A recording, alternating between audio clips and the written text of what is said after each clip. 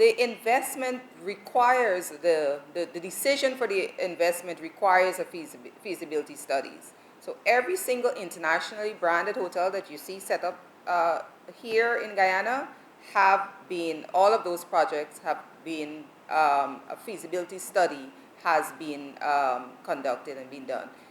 Most of them with an internationally, some of the names that you would recognize, international accounting firms, people who are specialized in feasibility studies. So there is a very robust and rigorous study that is done for each one of these hotels. I know this because we sit with them and they take the question. So it's done independently. The fact that if a decision is made, and it's not always made that project goes ahead, the mere fact that the project has been endorsed gives the indication that the feasibility study has held muster.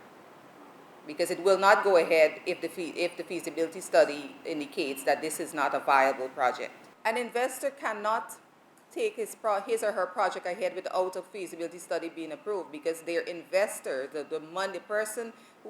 financiers will not invest in a project that cannot hold muster, that is not sound financially.